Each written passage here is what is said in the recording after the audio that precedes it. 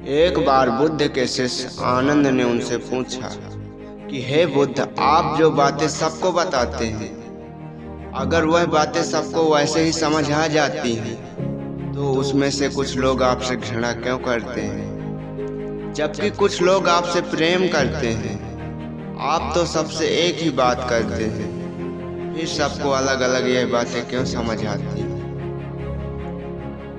बुद्ध मुस्कुराए और बोले, सुनो आनंद, सभी लोग अपनी बुद्धि के क्षमता की आकलन के अनुसार बातें करते उसे समझते हैं और उनकी सारी बातें स्वार्थ पर आकर रुक जाती हैं। मैं जो भी कहता हूँ उस बात को सभी लोग अपने हित में करने की कोशिश करते हैं। यदि वह बात उनके हित में नहीं होती तो वह मेरा विरोध करते हैं। अगर वही बात हित में है तो वह मुझसे प्रेम करते हैं।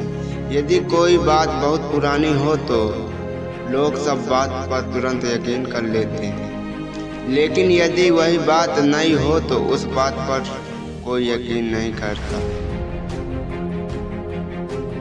आनंद ने बुद्ध से कहा कि फिर इनमें से कौन सी सही है, जो प्राचीन बातों का समर्थन करते हैं वह, या जो नई बातों का समर्थन करते हैं?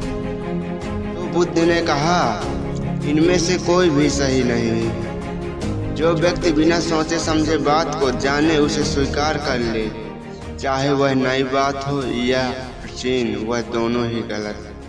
आनंद ने कहा, हे बुद्ध, मैं तो आपकी सभी बातों का समर्थन करता हूँ, इसका मतलब मैं भी सही मार्ग पर नहीं हूँ। बुद्ध ने कहा, यदि तुम मेरी बातों को सही से समझो, अंधों की तरह मेरी बातों का अनुसरण नहीं करते, तो तुम सही मार्ग पर हो। जरूरी यह है कि सत्य की खोज की यात्रा चलती रहे।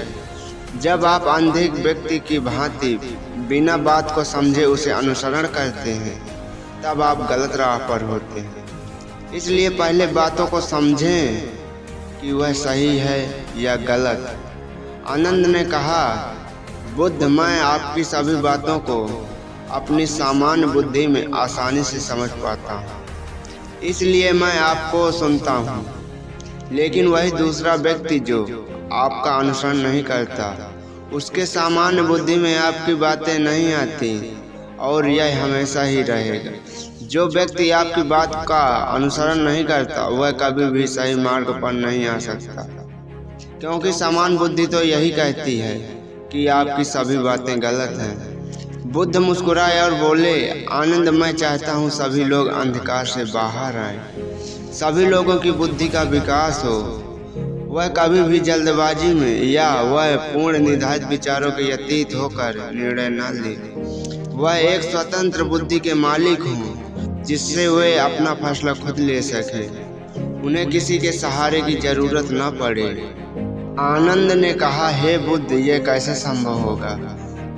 तब बुद्ध ने कहा, ध्यान पूर्वक अपने विचारों को देखने से, अपने मन की स्थिति को समझने से, जब हम किसी से घृणा करते हैं तब यह देखें कि हमारे भीतर से घृणा का भाव कहाँ से उठ रहा है, और जब हमें पता चल जाता है तो हमारे अंदर के विचार शांत हो जाते हैं और तब हमारी बुद्धि का सही प्रयोग कर पाते हैं, सही फैसला ले पाते हैं। बुद्ध ने आनंद से पूछा कि आनंद, तुम मुझे बताओ कि यदि किसी नदी के पानी में रेत मिला हो तो क्या तुम देख पाओगे? आनंद ने कहा, नहीं। बुद्ध ने कहा, यदि नदी के पानी की रेत नीचे बैठ जाए तब क्या तुम सतह को देख पाओगे?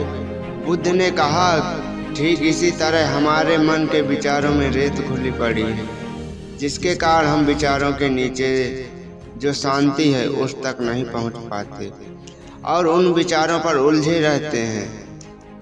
तब हम सही निर्णय लेने की स्थिति में नहीं होते और हमारे निर्णय हमारे विचारों से प्रभावित हो जाते हैं। क्रोध आने पर हम किसी के साथ अन्याय कर सकते हैं, लेकिन वही मोह आने पर भी हमें दोषी भी बेकसूर लगता है। इसलिए जरूरी है कि हम अपनी मनोदशा को समझें।